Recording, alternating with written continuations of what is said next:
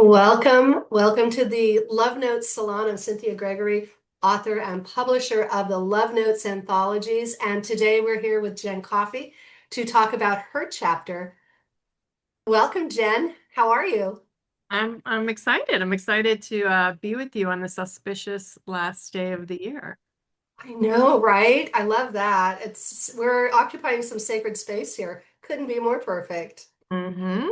I'm loving having you in this book. You and I have known each other for a couple of years and had some writing time together. And when you said yes, I was so excited to see what you were going to do.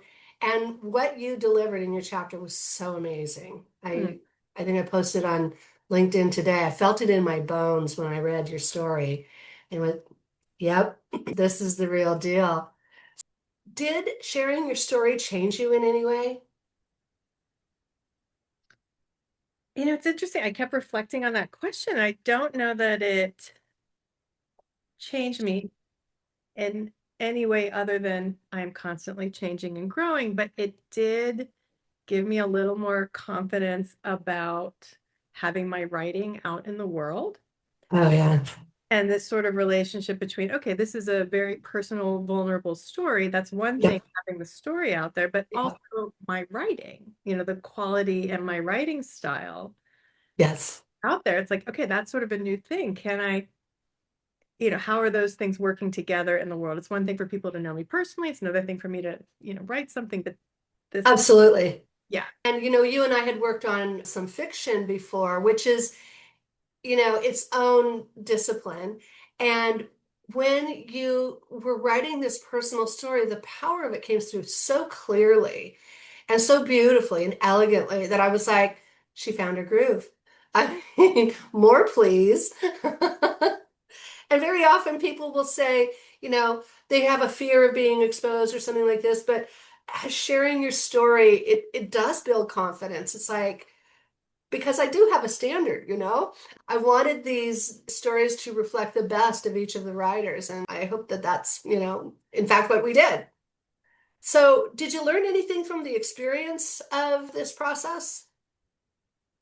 as I was saying to you earlier, there's something about just trusting the mystery. If I have that as a theme in my life, which has been an ongoing theme with my movement practice, Yes. I realized at some point I just leaned into that again here. I had to really trust the mystery or whatever you want to call it. But for this purpose, let's say the mystery. I didn't know Mhm. who the authors were going to be. I didn't know what their stories were going to be. I had no idea who I was sharing a spine with, as I like to say. I know. I just was like, okay, if I'm going to do it, I have to just do it and not let all of those unknowns stop me from moving. That's so beautiful. And actually, that's what I teach in my 90-minute memoir class. It's like you don't always have to know where the story's going. In fact, you tap in deeper somatically and into your subconscious when you just let go of the idea that you have to drive that bus all the way. Yeah, driving the bus. Interesting metaphor. Keep that bus on the road. That was my job. But it's like there's that trust factor too. You mentioned that I felt so graced by the trust that everybody gave me. 28 authors gave me. I made them a big promise and being able to deliver it, I knew all along. But it's like months go by to produce a book, and I thought, what are they thinking? I guess I better send another email out and assure everybody we're still on track. And then when the stories come together, it's just pure magic, because one story informs the next story, informs the next story. And I think the integrity of the work in this book is pretty high. As I was listening to you preparing for the publication, and after I'd submitted my piece and then I met some of the other authors, I was kind of like, how do I fit in here? How story? I don't quite know. And I wonder if everybody else has that question, but I feel most everybody else seemed to have that sort of like, no, I'm in. A few people seem like, not really They sure. weren't quite sure, yeah, but then when they heard and they were in the room with the other writers, they're like, "Oh yeah, I'm in good company here." Definitely in good company, but I think I'm still sitting with this mystery of like how, and how we get woven together, and what a great position you're in to choose to say yes and no, and then to actually weave us, choose who's going first, second, third, who's right in the middle, who's at the, like, how did you decide? It's a process, you know? It's like when they all come together, I think I have an idea of how I'm going to do it. And then I put them together and I look at it, I step away and I come back in and I switch and I move things around. And also there's that nesting because we're two stories very tangentially connected through the Vietnam experience that, that the the whole country experienced. One was a little girl when her big brother went off to war, and the other was a woman who had been a medic coming back from the war. And I felt like it was such a privilege to be in that space, knowing that how they saw each other was both a very personal experience that nobody else could share because they were so intimately attached to it, their own version of it. So things like that. There's a synchronicity that happens that's just completely unpredictable. And I have to trust the process. I have to remind myself again and again to trust the process and to, as you say, to trust the mystery. Sometimes allow the mystery to drive. Mm, yeah. That's the creative process. And that's my creative process. And so I guess everybody by relation is going to be a part of that because sometimes I don't know, but I trust the process. I know I was also like so pleasantly surprised when the actual book arrived and I opened up and my chapter was like smack in the middle. And I loved that. It was like, oh, I get to be in all of it. Embraced, right? Yeah, page 107. Go to page 107 in Love Notes for Jen's story. And then the one sentence of mine that you pulled out and gave a page of its own, I didn't know you were going to do that. My designer came up with that. You look at any book, and the chapters start on the right hand side. So many of the chapters were not landing, in that symmetry. And she said, "Hey, why don't we pull some quotes?" And I went, "Okay." And I loved it so much. The designer I work with is just genius. I love her. And a lot of the credit goes to her and how pretty this book is. I'm so grateful that you took that kind of care with not just my story, but everyone's story, Yeah. and really like did that weaving and connecting.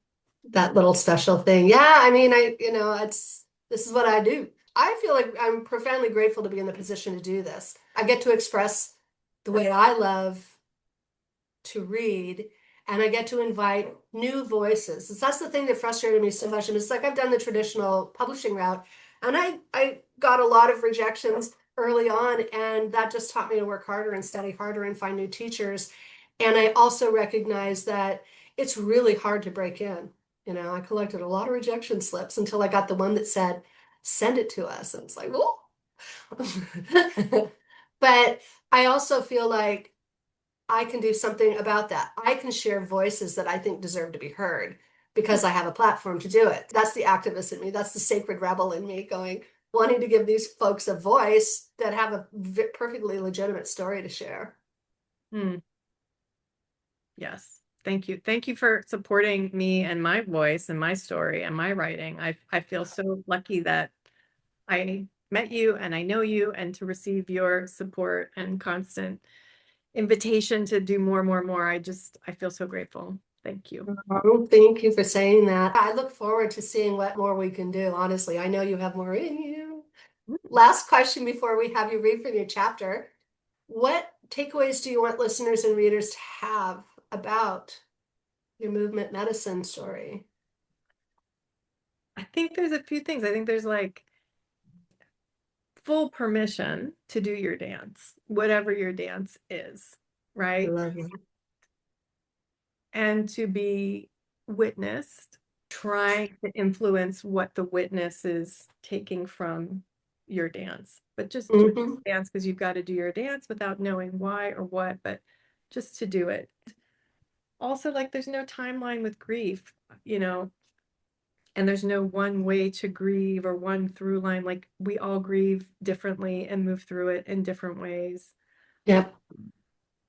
And I would never have believe that dance would help me so much with grief, or be like the container that allowed me to grieve in a way that was right for me. And I sort of say that to say, like, whatever works for you is what's working, without judgment, and let yourself go through that process of grief in whatever way it's taking shape or form, without judgment. If me telling my story and doing my dance gives other people permission to tell their story and do their dance, then my job on earth is done.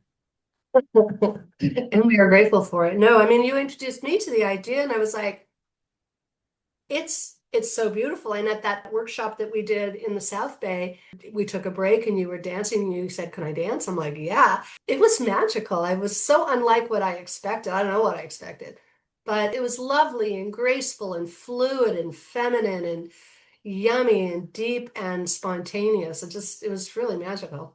Hmm. Hmm. You want to read? I would love to read. Yay. You ready? I'm ready. Grief was my passport to dance. Grief was the outfit I wore. God, source, the universe, whatever you call it, was directing the dance. I was willingly at its mercy.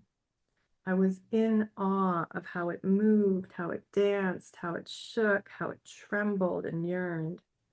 When I fully surrendered my skin and bones to grief, along with my heart and mind, my entire body and being, to be moved and breathed until it exhausted itself, fell to ashes, and rose back up again and again and again.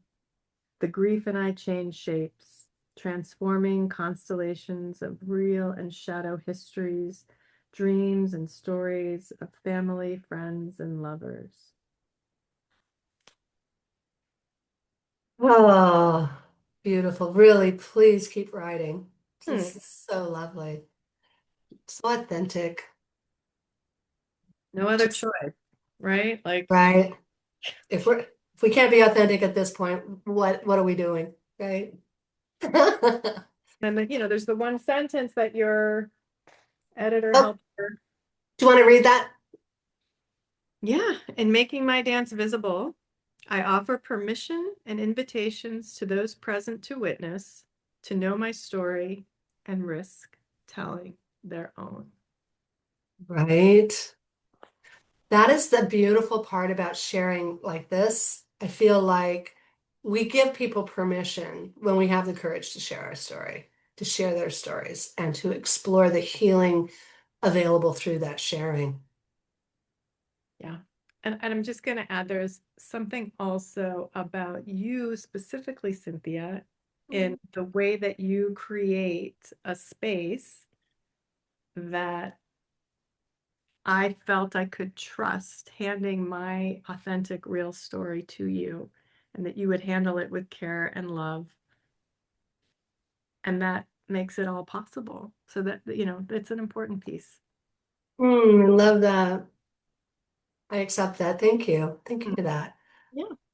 I would love to hear feedback about my writing or my piece. I was thinking about, like, I wish people, instead of saying like, "Hey, how are you doing?" or "What do you do for work?" I wish people would say like, "What are you writing? What are you working on? What's going on with your writing?" I wish that was the conversation or the invitation. Wouldn't that be fun? What is your story, or what story are you changing?